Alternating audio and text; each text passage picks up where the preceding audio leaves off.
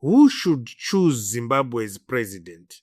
Parliament, political parties, or the people themselves? That question has once again taken center stage after Citizens Coalition for Change Member of Parliament for Chinhoyi, Leslie Mangwa, made a passionate defense of direct presidential elections, and his message was simple but powerful. Zimbabweans still want the power to directly vote for their president. At a time when Constitutional Amendment Bill number 3 continues to divide opinion across the country, Mangwa's remarks have added fresh fuel to an already heated national debate. Let's get into it. The debate over constitutional amendment, commonly known as CAB3, continues to intensify inside Zimbabwe's parliament.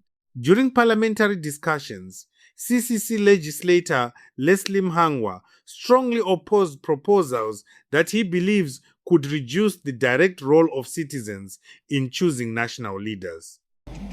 Before I do that, I want to state it on record that the people of Chinhoyi I interacted with adamant that whatever change you want to bring, please give us a referendum to put our views plainly. They are clear in terms of the duration of my term and that of the president, which they say should end in 2028. If we need a new mandate, we need to go back to them. They still want to directly vote for their president. Mr. Speaker said, projects by their nature, they never have the same duration. One project lasts a month, another lasts 2 months, one lasts 5 years, the other lasts 25 years. Mr. Speaker said, without a baseline of the common developmental project's length, there is no need to put an extension that has no correlation to the projects that we should achieve. Mr. Speaker said, yes, for any project, indeed, the politicians, particularly the term of office, sets the clock for the project implementation. As to what gets built and how fast it gets built, the mere thought that the term is elastic will make us drag and allow time to be lost. Allow me to debunk this logic by following 10 key points before proffering the solution. Mr. Speaker said, as we progress as a country, we need to have developmental planning that is generational and not tied to one's political term of office. This proposition will further entrench what Zimbabwe has experienced over the years, where projects are prioritized for potentially to lure voters instead of their potential to change lives.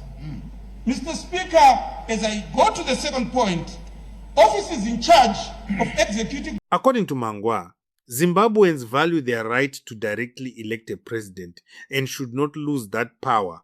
His remarks come as lawmakers continue debating constitutional changes that have sparked fierce disagreement between supporters and opponents. For Mangwa, the issue is bigger than politics. It is about democracy itself. He argued that one of the most important rights citizens possess in any democratic society is the ability to directly choose who leads them. That right, he suggested, should not be weakened or transferred away from ordinary voters. According to the opposition legislator, Zimbabweans fought hard for democratic participation and should remain at the center of important leadership decisions. The comments immediately attracted attention because they touch on one of the most sensitive issues in Zimbabwean politics. Who should have the final say in leadership selection? Should decisions be made directly by citizens through elections? Or should elected institutions such as Parliament play a larger role? Supporters of CAB3 argue that constitutional reforms can improve governance and strengthen political stability. They say Parliament, as an elected body, has a legitimate role in shaping the country's future. From their perspective, constitutional amendments should be judged on their legal merits rather than political fears. But critics like Mangwa see things differently. They believe any move that appears to reduce direct voter influence raises serious concerns. According to opponents, democracy works best when citizens remain directly involved in selecting those who govern them. For them, the ballot box is not just a voting tool. It is a symbol of political power belonging to the people. And that is why the issue has generated so much emotion. As the debate continues, many Zimbabweans are paying close attention. The discussion is no longer just about legal wording inside a constitutional amendment. It is about the relationship between citizens and power. It is about how leadership is chosen. And it is about what kind of democracy Zimbabwe wants to build moving forward. Political analysts say this debate could have long-term consequences. The Constitution is the highest law of the land. Any changes made today could shape Zimbabwe's political system for years or even decades to come. That is why lawmakers on both sides are treating the issue with such intensity. Supporters say reforms are necessary.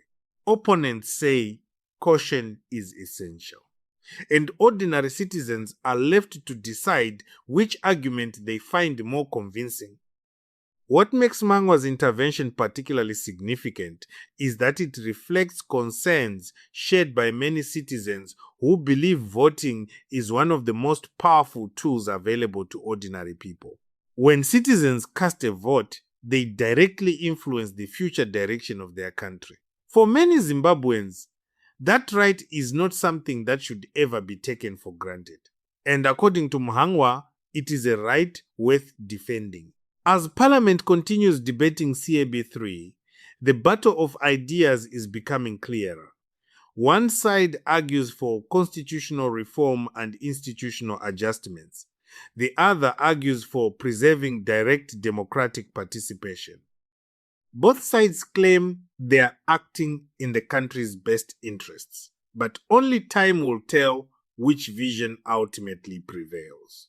For now, Leslie Mangwa's message has added another important voice to the national conversation, a conversation about democracy, a conversation about constitutional change, and perhaps most importantly, a conversation about who should hold the power to choose Zimbabwe's next leader. Now I want to hear from you. Do you agree with Leslie Mhangwa that Zimbabweans should always have the power to directly elect their president? Or do you think Parliament should play a greater role in leadership decisions? What does democracy mean to you? And should constitutional changes affecting leadership selection require direct approval from the people? Drop your thoughts in the comments below. Don't forget to like, subscribe, and turn on notifications for more Zimbabwe and Africa news. Thanks for watching, and I'll see you in the next video.